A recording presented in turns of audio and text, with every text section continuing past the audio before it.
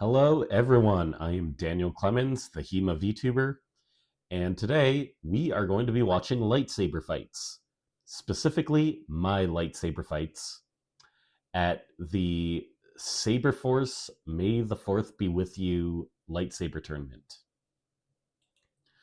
This first fight, I am on the right in the kilt, and my opponent was the one that went on to win the whole tournament. So I get absolutely destroyed here. Uh, Before this video actually started, we didn't get the entire fight on video. But you can see on my lead leg, there's a bit of a bump forming. That was from that attack. That's a longsword technique called a geisling. And if you look, he's actually got a special weight on the back of his sword that lets him do that move easier. So this guy really knew what he was doing.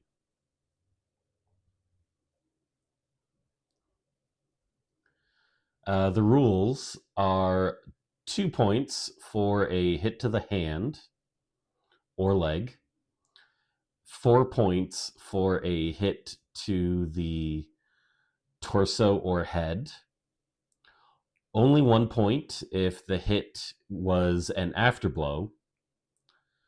What an afterblow is when you receive a hit in the same time that you hit somebody, but when you definitely got the first hit. And then 0 points for a double. And there was a lot of doubling in this tournament. Because you see, these lightsabers, being made of plastic instead of plasma, have a real tendency to slip down the hilt. So a lot of these hits, I would, try and block, but it would slip down the hilt or slip down the saber and bounce off my hands. And yeah, that was very inconvenient. So this guy was another one with a custom lightsaber. It was really cool. He would turn it off and on by sort of punching it forward. And there is one of the doubles. Or I think they called that as his point with a afterblow.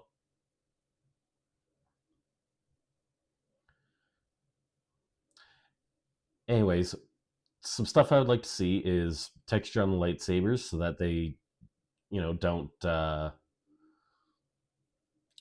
don't slip so much. And really, Star Wars definitely should have put crossguards on these things. Oh, and that was one of my best hits of the night. That was a 4-pointer right there.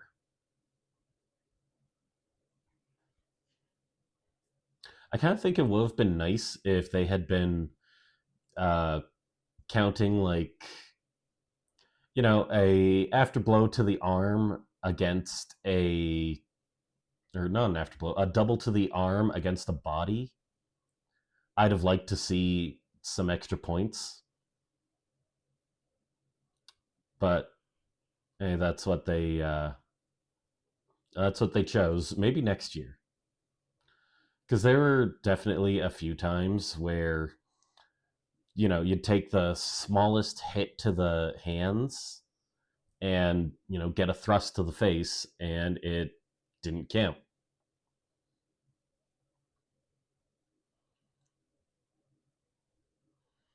So this was my first win of the tournament, and here's where I started developing my most common tactic, which was to come in with a hanging guard and snipe for the hands.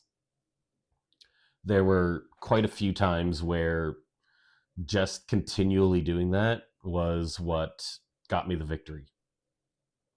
Now, this guy, he handed my ass to me. Like, he was so much stronger. He's the guy that runs the Forge, which is the HEMA venue we were fighting at. So he knew what he was doing. He knew how to use his body to his advantage. And I think... No, that's not the hit. There's one hit where he comes down on my head that absolutely just rings my bell. This guy was really good. I think that was it, yeah. So you could see my guard just completely fail under his attack.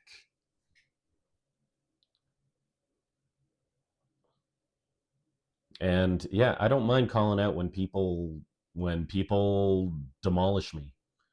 It is what it is, and they should be proud of it.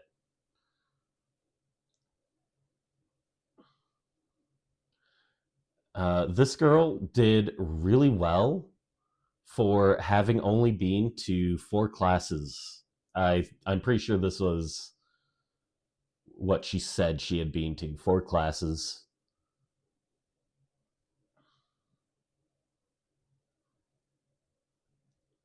So you can see some, you can see that she's a beginner, but that she's getting the fundamentals, and that is a really good thing.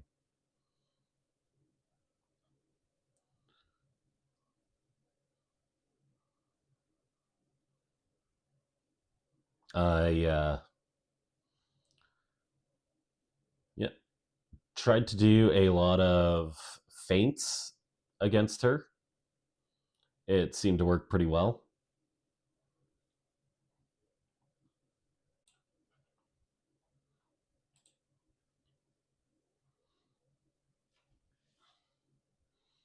And I really feel like this fight is when I, developed really what my tactics were.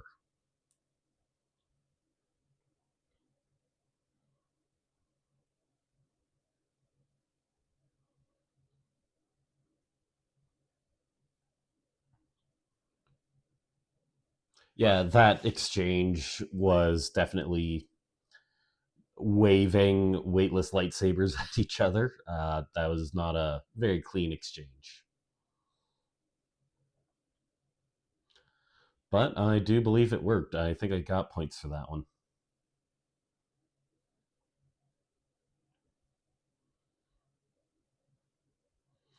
I think the, real HEMA techniques that would work best for lightsabers is probably rapier. Or even small sword. Like, I find yeah, that was one of my cleanest hits. I really, really am proud of that hit.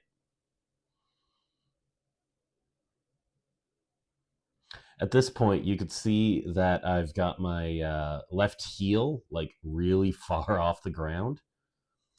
That was a dehydration cramp.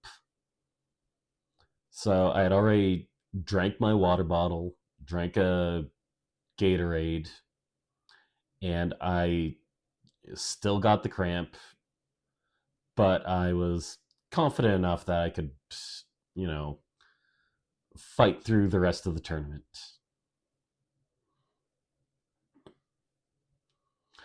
And here is me versus the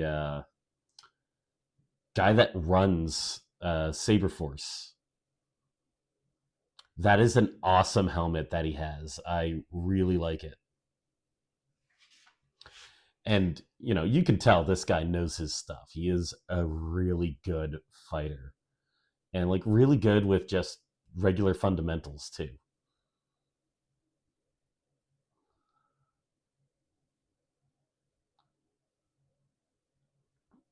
I don't think we even contacted there, but we called it a double anyways.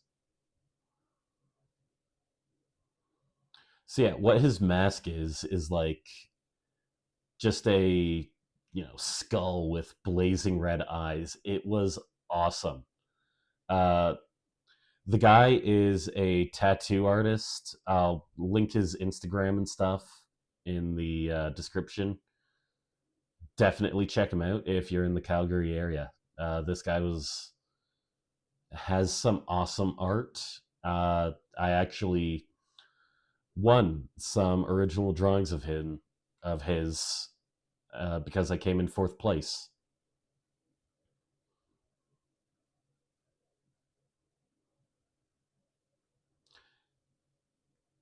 And the other thing is, he has a very consistent hit to the arm. He actually hit me on top of a bruise that he had just given me. So, like, kudos to this guy.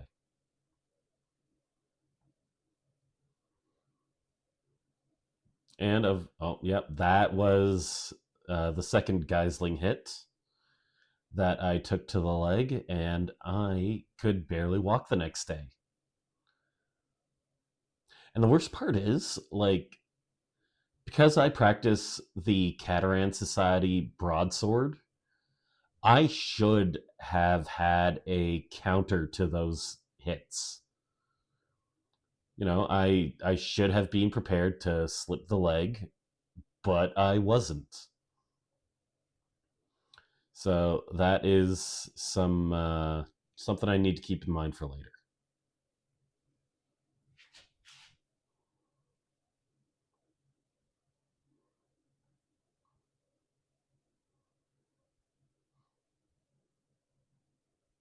Yeah, they didn't want to count any of that exchange.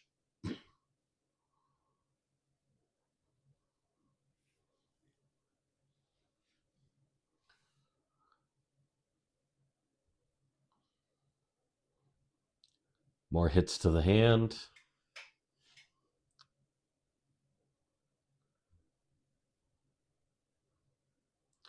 I think I got that hit, but he just didn't see it.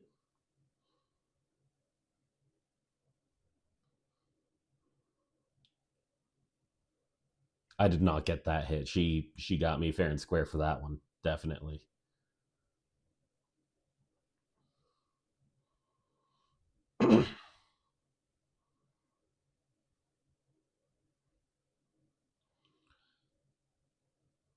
That definitely, like, her stance does show sort of a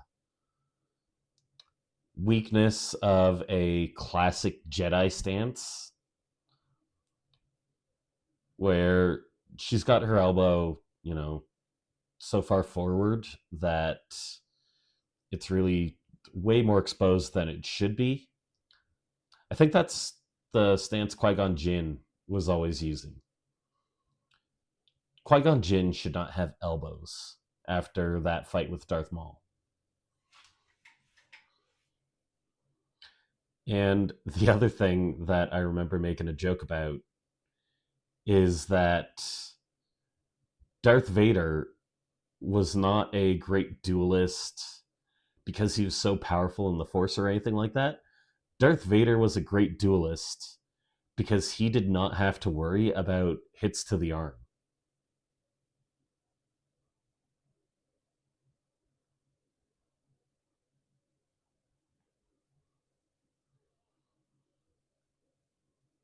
I really think, a real lightsaber fight, the Jedi Knights would definitely all be wearing gauntlets and stuff like that. It's really, the only thing that makes sense.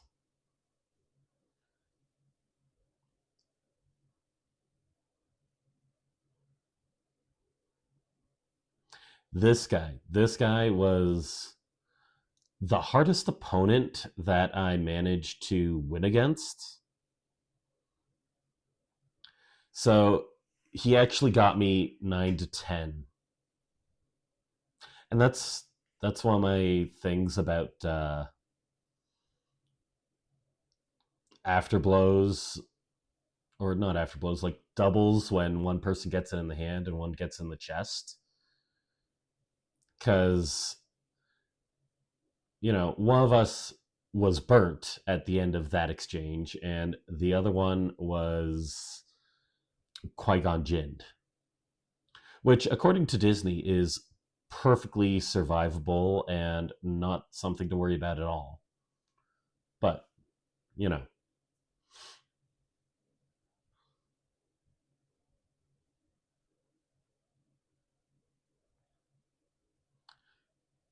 yeah, his first few exchanges, he really had me on the ropes.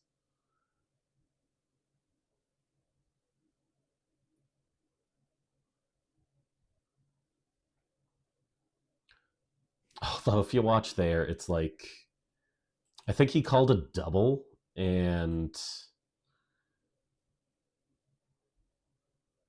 or I think he gave him that point, and there were so many doubles in that exchange.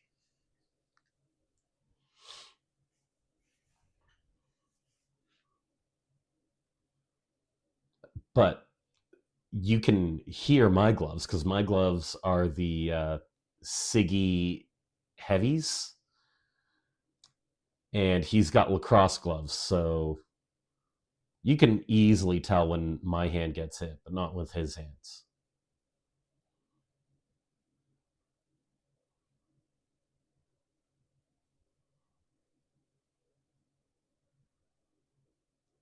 The ref had a real hard job with this one.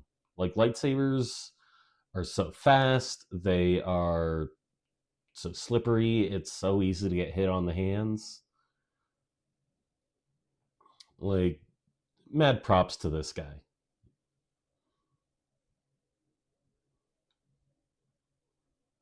And yeah, that is when I had to start doing everything I could to avoid any sort of doubles or anything like that. I think at this point he's got like 7 points. I maybe have two. So I just need to start really being careful. And I think, this is the closest fight that I was in to what a real lightsaber fight would end up looking like.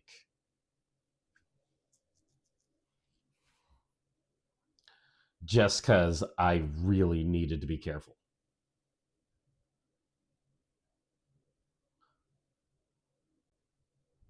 I think he called the afterblow for him, which, like I said, it is really hard to judge these things, especially from his angle rather than the one we just watched.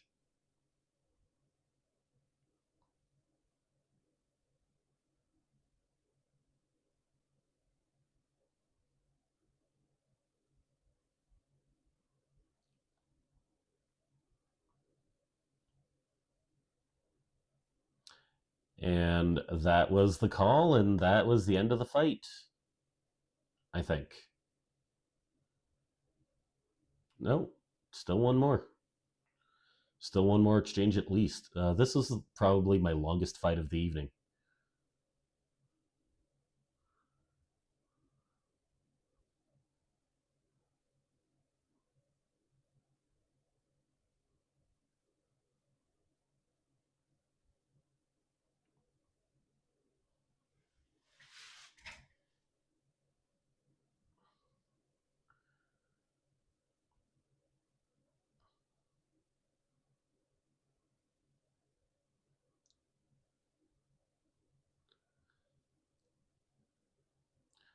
Not much to say about this fight. I thought it went very well.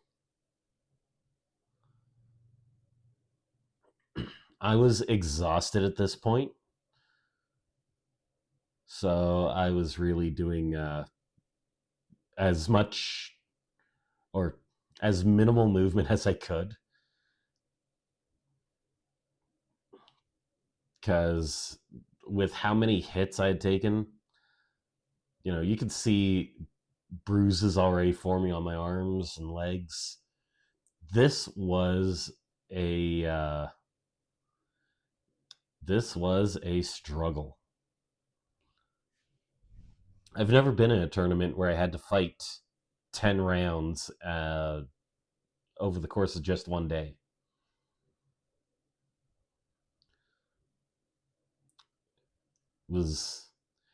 It was a really trying experience, but I loved it. This was such a great time. I really hope they put this on next year too. And next year, actually, no, I was about to say I should get a Kylo Ren saber, but I'm pretty sure that these people do not like the sequel trilogy. Actually, after the tournament was done, they said, "Hey, who wants to watch a movie?" I said we should watch the sequel trilogy. I said it as a joke, but that they gave me like a death stare. Nobody likes the sequel trilogy at Saberforce, I guess.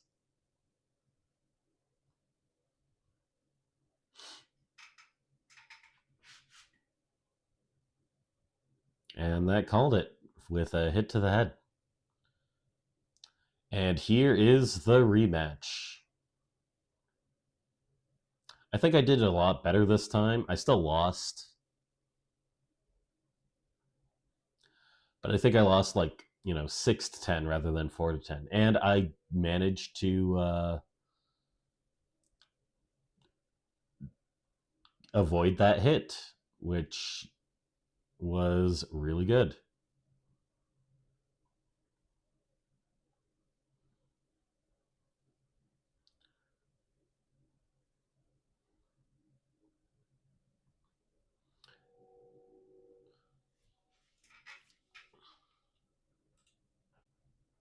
As preparation for this tournament, I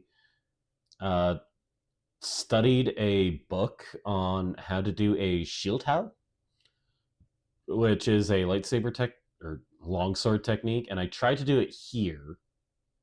I think I tried to do it at one point, facing this guy, but with the construction of lightsabers, it just did not work.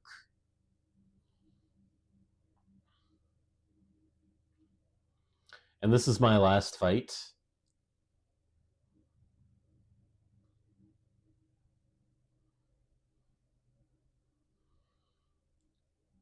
This is fighting for third place.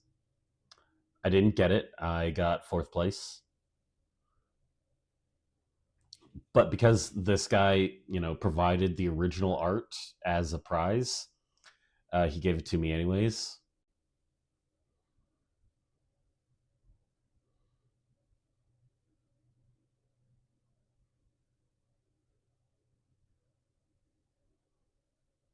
Thrust to the face.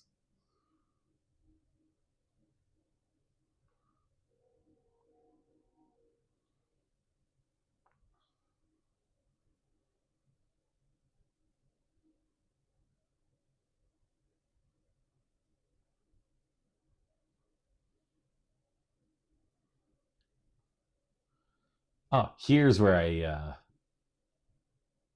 was going to try and attempt a shield hao, but it just didn't work.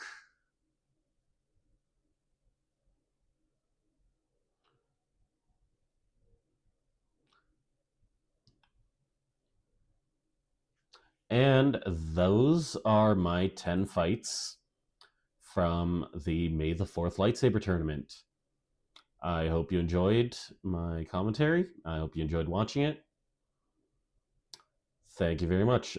Please like and subscribe if you'd like to hear more criticisms about lightsabers and about Disney.